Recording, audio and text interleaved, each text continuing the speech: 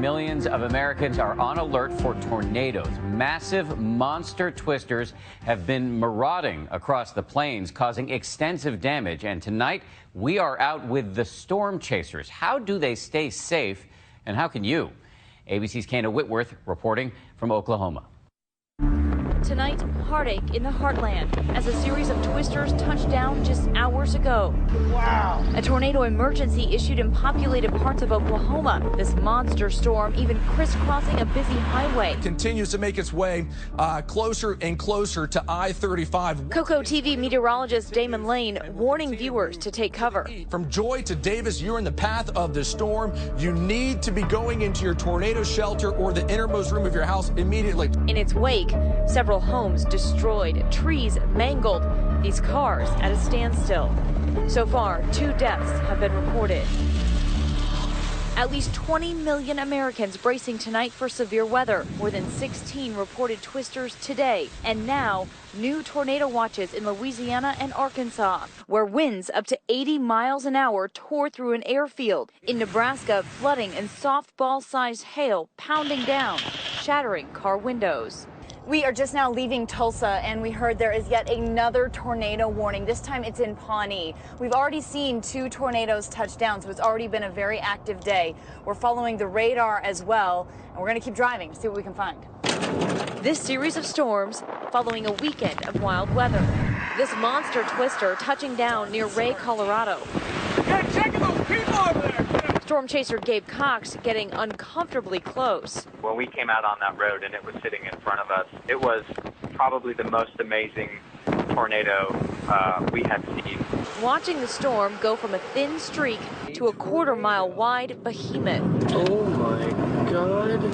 We're always calculating everything that we're watching in front of us and keeping a close eye. There's 100 things going on all at once. Give me a little perspective! In that white car, another chase team. We'll get right in there. Tracking more than 8 miles with 130-mile-an-hour winds.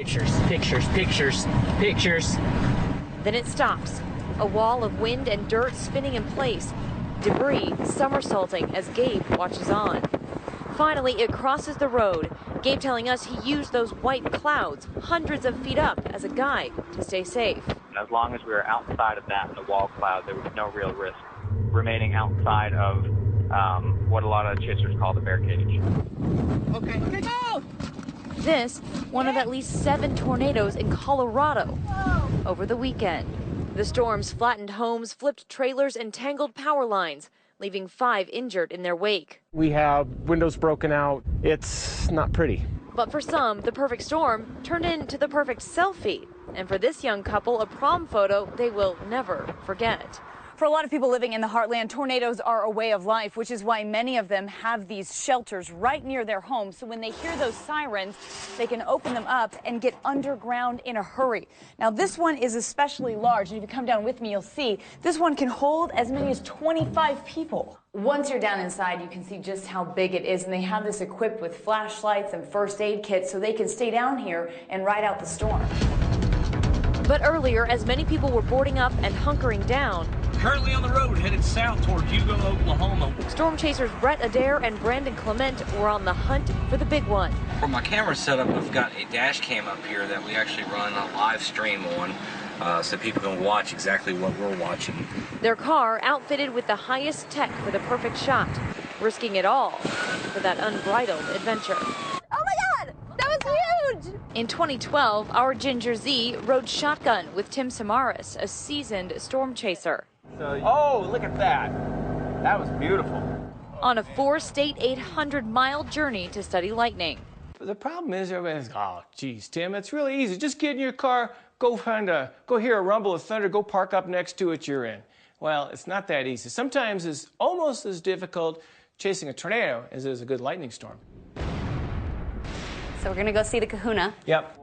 Armed with this high-speed camera, Tim was attempting to document the birth of a lightning strike.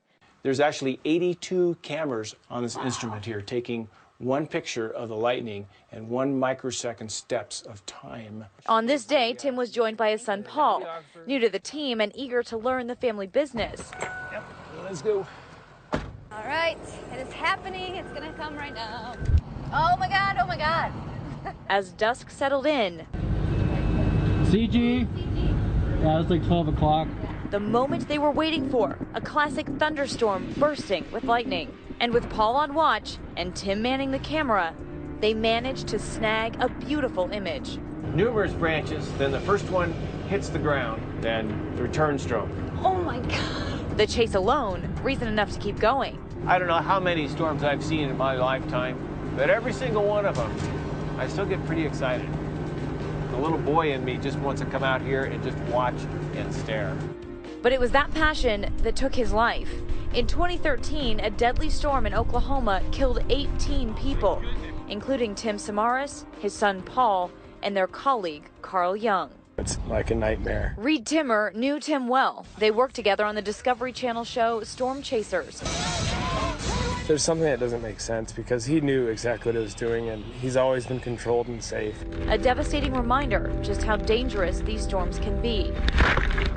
There were nearly 1,200 tornadoes last year alone, claiming 36 lives in the U.S. Last year, Ginger visited this research lab at Texas Tech to learn how to survive a twister. We're locked and loaded. Here, a debris cannon simulates the power of a tornado. 3, 2, 1. Whoa! This 100-mile-per-hour missile will totally go through the standard residential structure.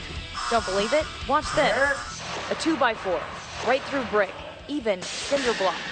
You do not want this going into you. And if you have this wall, it won't.